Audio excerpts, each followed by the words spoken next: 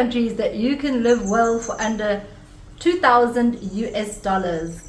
You can probably live well for quite a bit less in these countries. I certainly actually have, because yes, I have lived in these countries. This is not an AI generated list. Most of these countries don't usually end up on those lists. Let's start off with number 1, Mauritius. Tropical island paradise for honeymooners. Yeah, you're thinking back to that thumbnail and what I just said. You just said $2,000, right? Yeah, I did say $2,000. I have lived here in Mauritius for several years, so it is definitely doable. Where even is Mauritius? It's a tiny little island in the Indian Ocean, kind of near Madagascar. It's got stunning white sand beaches. It is a proper picture postcard island paradise. And there's a lot more to do than just the beaches, and there's a lot more than just resorts here. First of all, Mauritius, the people are amazing. It is totally multicultural and multi-religions, and everybody embraces everything. It is completely safe. It's a community-driven society. And there's also a bunch of expats, English speaking and some French. So integration is really easy, and you can easily find friends. You can walk everywhere. I know people will argue with me on this, but you can walk everywhere, and you can mostly take public transport. It is actually available. There's even a metro that goes from Port Louis, and there's an express bus from Grand Bay to Port Louis. The public transport is not as great as some of the other countries on this list. If you're thinking of hiring a car, they do drive on the left here, the same as the UK. The food is magnificent. It is some of the most underrated food in the world.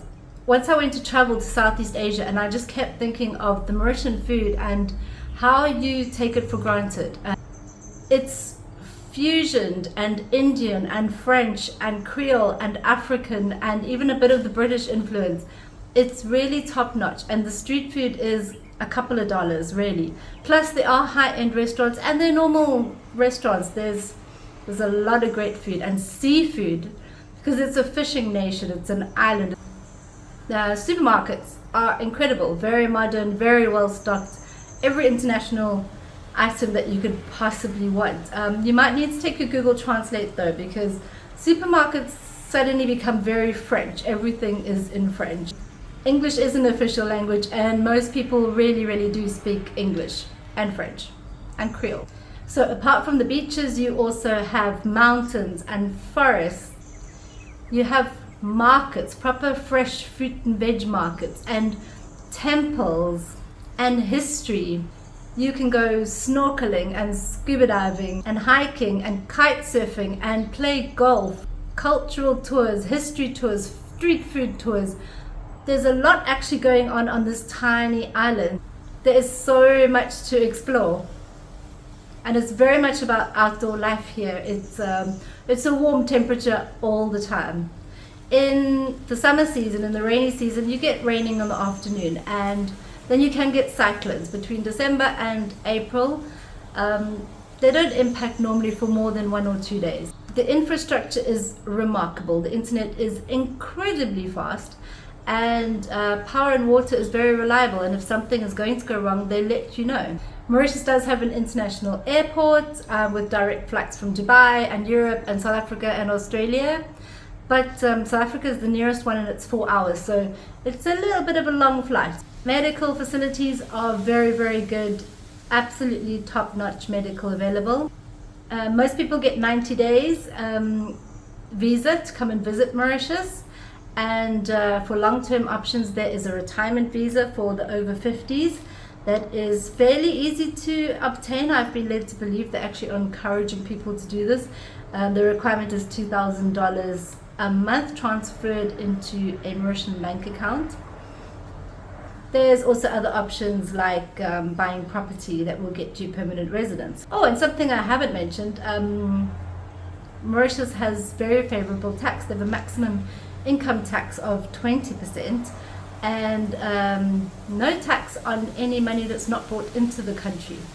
So here you go, let's summarize the pros and cons quickly. Pros: beautiful beaches, outdoor lifestyle, tax advantages, very safe, multicultural, high standard of living with a relaxed island pace, fantastic food scene, rich culture and history to explore. For the cons, it's a small island.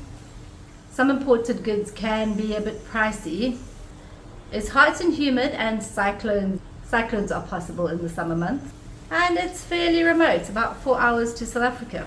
Now onto our budget. How much do we spend each month? I've broken this down into if you're one person or if you're two people sharing. So as you can see, you can get lovely condos, apartments. You can get stuff a lot more expensive than this. Obviously, you can also get stuff cheaper than this. And there you have it, Mauritius for under $2,000 a month. Number 2, South Africa, specifically Cape Town. South Africa is obviously in the south of Africa and very, very famous for Table Mountain. It's absolutely beautiful. Cape Town has been named the world's best city for quite a few years. It is breathtaking, but it is also affordable. Cape Town, however, is probably the most expensive part of South Africa. You could live anywhere else in South Africa for like half this amount. I like Cape Town though as an example because I think it's probably one of the safer big cities, together with the Garden Route in South Africa. It doesn't have quite as much crime in certain areas, obviously. This is going to be your biggest issue with South Africa is crime. Everything else is absolutely perfect. So you can live in neighborhoods like Greenpoint or Sea Point. We actually stayed right in the CBD because they have their own security in the CBD, so it's very, very safe. There's guys patrolling all the time. Mostly these places are walkable, and there is a My City bus, which is like under $1 a trip, which will take you all the way to like Hout Bay even. You can do a lot of sightseeing with that My City bus, and wherever it's taking you to, like Sea Point Promenade, you can walk around when you get there. In South Africa, English is obviously the main language, one of the main languages, so that makes life very easy for you. Everybody can speak English. The lifestyle in Cape Town is unbeatable. You've got hiking in Table Mountain, you've got a park in the middle of town with squirrels and rose bushes. It's really beautiful, and history and markets, beautiful markets with amazing food. We'll get more to the food later. You've got the beaches, the seafronts, the promenade, the V&A waterfront, amazing to walk around, totally safe. Malls, there are so many wonderful malls. Shopping, if you love shopping. Art galleries, culture, theaters, live performances. It's Cape Town. Food is amazing. It is arguably the best food in the world. South Africa has incredible produce that is grown locally, and meats are produce.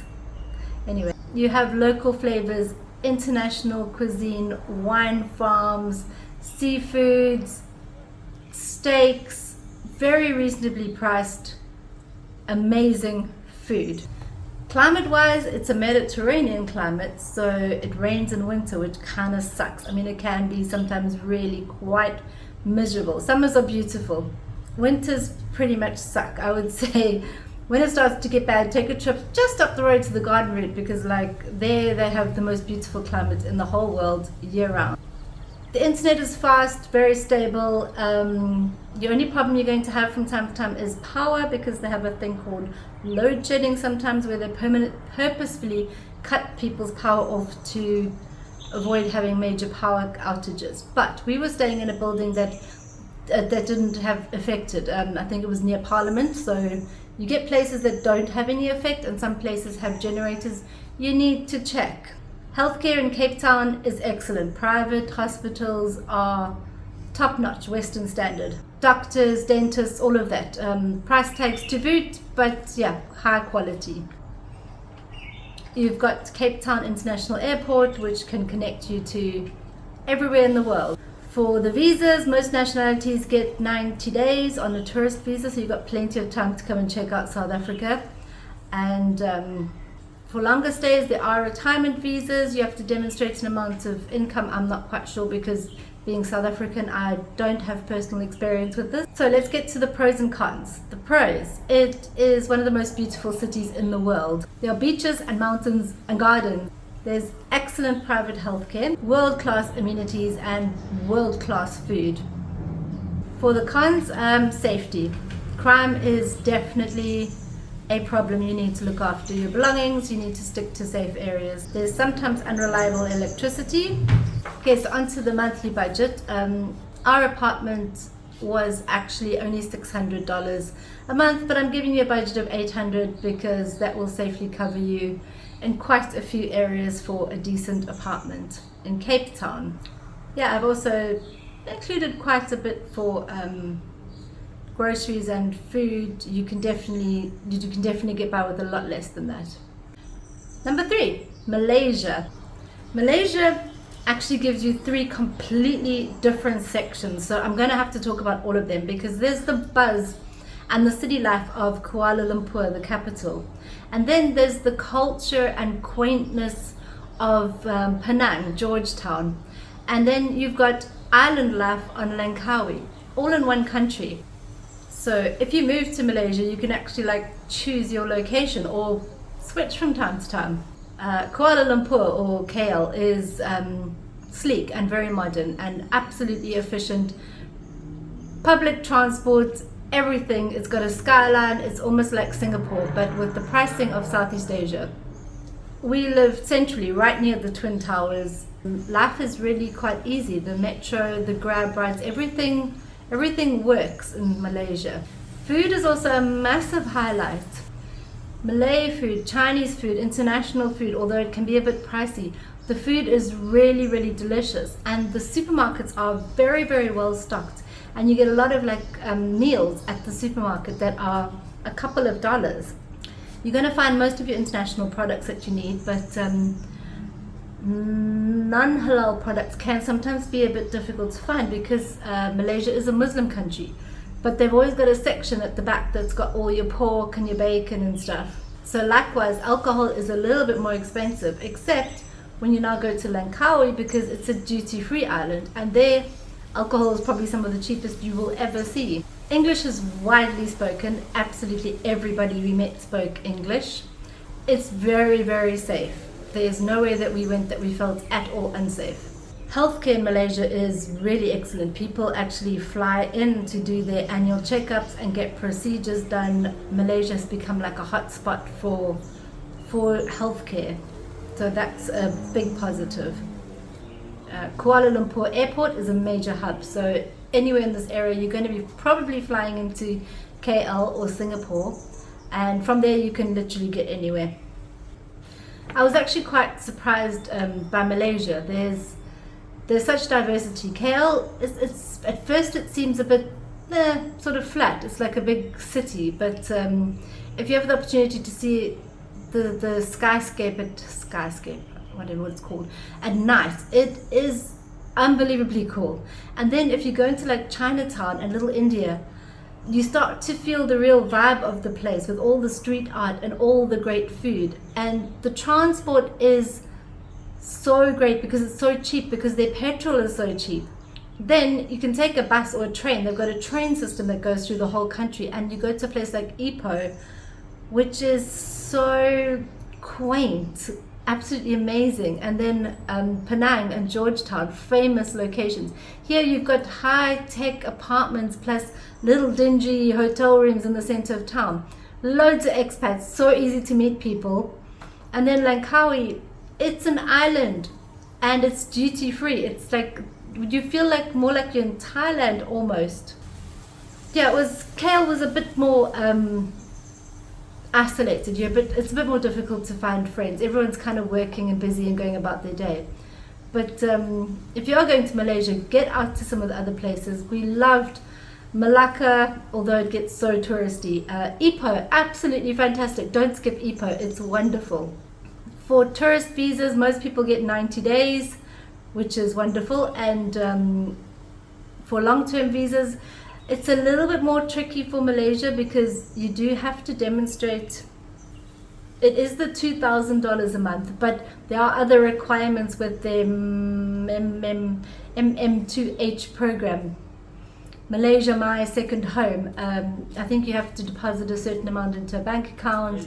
There's a couple of things, so you need to look into it. It's not quite as straightforward on long term as some of the others that I've discussed before. So onto the pros and cons. Pros for Kuala Lumpur, it's a modern city, but it's also very, very affordable. Fantastic public transport and really great culture and food. Excellent healthcare. People come from all over the world for it. Cons, alcohol is expensive, except for Langkawi where it's really cheap.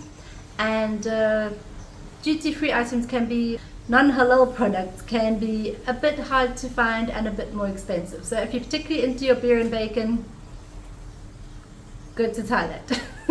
Malaysia might not be for you. So for our monthly budget, you can see it's well under $2,000. You can live quite comfortably in Malaysia.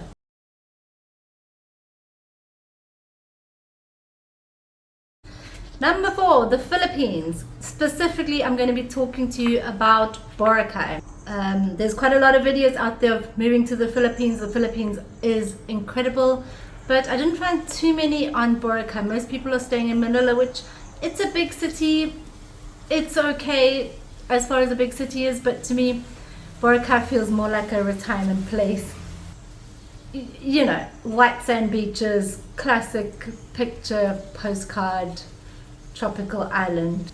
But 2 hours flight and you're in BGC Manila, high-tech amazingness, so you can choose. Filipinos are friendly, they really, really are. English is totally widely spoken and people will come and speak to you all the time. Accommodation in Boracay, I first thought, oh, it's going to all be like just for holidays and tourists and things like that. But it's actually not. We found an amazing apartment in a whole block and there's a lot of them. And it wasn't difficult at all. And you can also get apartments a lot cheaper, closer to the beach. There's a lot of accommodation available. For transportation, they've actually got a hop-on, hop-off shuttle. It's a little bit expensive, but it's very, very convenient. It goes all the way around the island. They've also got these like electric tricycle things, but you have to agree a price with them, which I'm not too fond of. So I prefer to just tap my card and go. It's also incredibly walkable. When you get to the main beaches, you can walk between the different stations quite easily. Food options are pretty amazing. There's a lot of restaurants, a lot of fast food, stuff right on the beach. Very, very cool. Supermarkets a little bit more limited because it's an island, so you sometimes have to work with what you can get.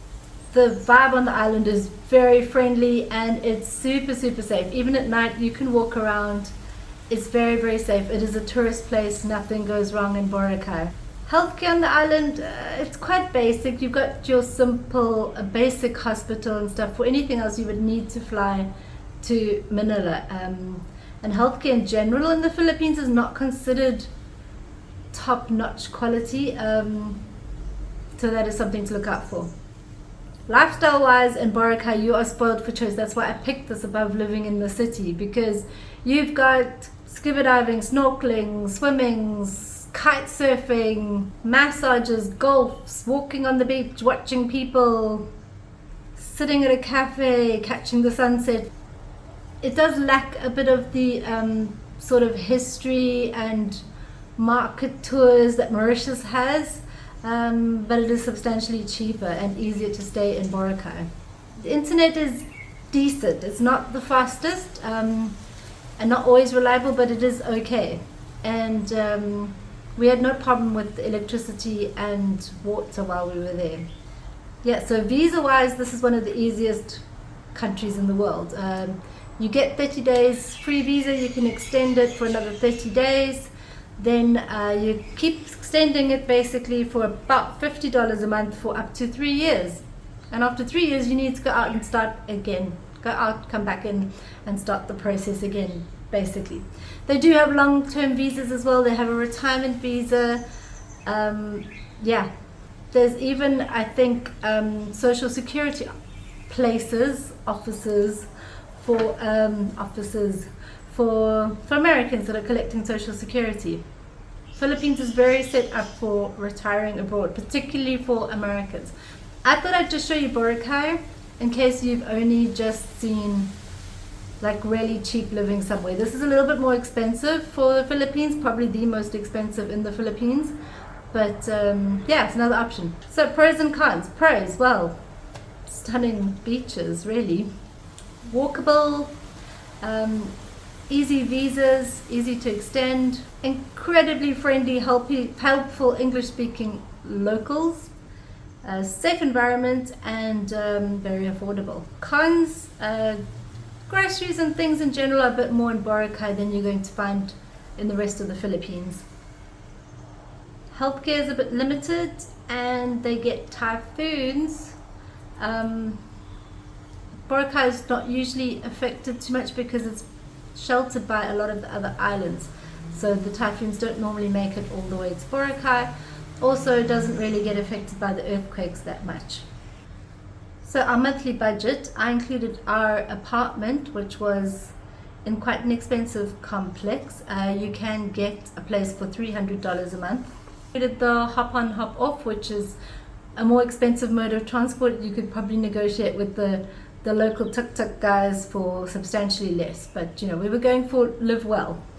Okay, number 5, Cambodia, specifically Siem Reap. Siem Reap, yeah, the place with the temple, Angkor Wat. Surprisingly, it's actually a fantastic long stay destination. It's modern, it's comfortable, it has really good supermarkets, a whole riverfront. There's no beach, but there is a great riverfront, cafes, bars, restaurants, and one of the friendliest expat communities. Everything is affordable, and it's surprisingly green and very, very walkable. Siem Reap actually has an international airport now, so you can fly directly there, probably not from like America or Australia or the UK, but you'd probably stop in like KL or Singapore and then come straight to Siem Reap. Once you're in town, really, really easy. You've got tuk-tuks that are like $1 to get anywhere, and they're all over. You don't have to worry about finding one or calling one or phoning one. You just walk outside and go, I want to go to the supermarket, and off you go. So bad. You gotta love Mauritius. Long-term apartments, there's a lot of videos on the internet that you can get apartments for $150, $200. I've gone with a slightly better budget of $300, so you have flexibility and you're not going to all be hounding me in the comments of you can't get an apartment for $150. You actually can, but you know, let's go with $300. The food in Cambodia is excellent. Nobody mentions it, but really delicious. So many different types of salads with bits of meat in them, and things that are a little bit spicy and things that aren't spicy. And the supermarket, Angkor, we discovered it just towards the end of our visit, and it's got international brands like Iceland and Bird's Eye. So you've got all your British products, all your frozen pies and bangers, and then you got the restaurants. They have these specials. This one place we went to quite often has $1 chicken burger, and it was really good for $1. Sure, it's a small chicken burger, it suits me really well, but then most of the meals are under $5, and you get a really, really decent plate of food. And then of course beer is half a dollar, 50 cents. How did they say? Happy hour every hour, yes. 50 cents for half a liter of beer. I can't believe that. Yeah, it was 50 US cents for half a liter of beer. I'm thinking of booking my ticket. English is widely spoken. We were told Cambodia, they don't speak as much English. They speak more English than anywhere else. There's night markets. Fantastic. You walk down to the night market by the river. Really beautiful. Great foods. The Cambodians are very, very friendly and very, very helpful, and it's totally safe. Again, we were warned that Cambodia is not going to be as safe as the neighboring countries, but it really genuinely was very, very safe. Healthcare, there are hospitals, there are doctors, there are everything you need. I'd say it's perfectly adequate. It's not Malaysia standard or Thailand standard, but it is okay, and those countries are very nearby. Yeah, I'd say generally everything works a lot better than what people were expecting, what we were expecting.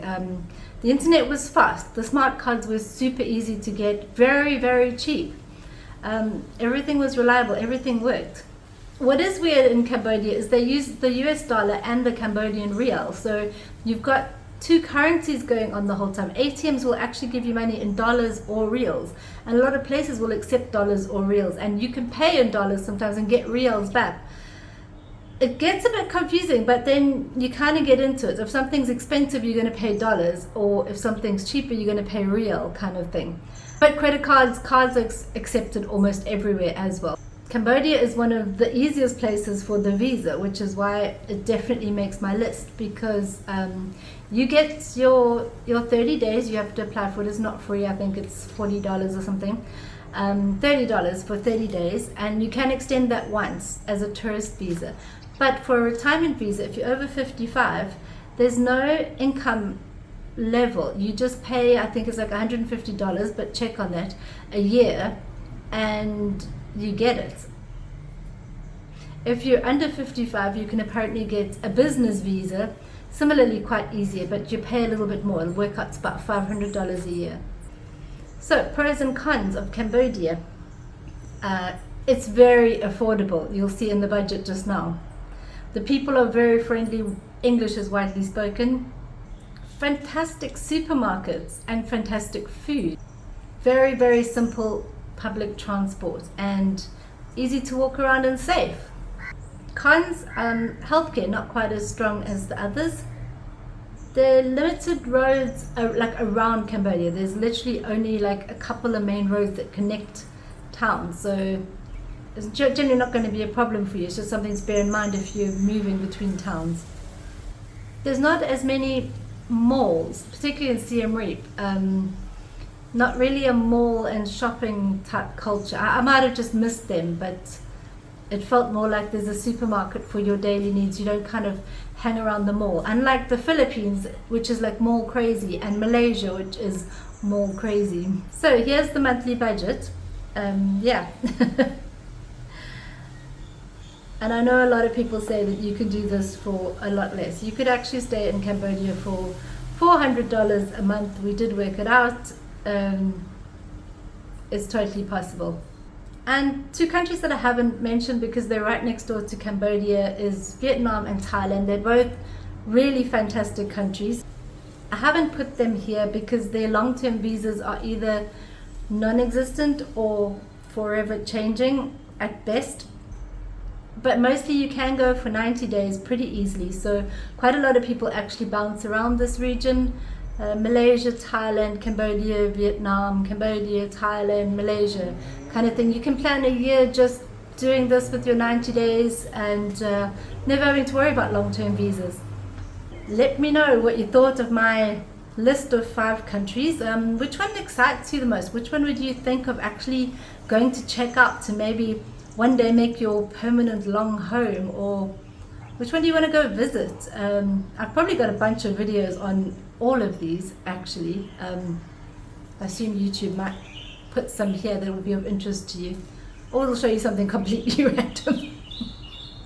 But anyway, thanks for watching guys, and share this video with any of your friends that are thinking of some different ideas for moving overseas or even visiting a place overseas. See you again next time.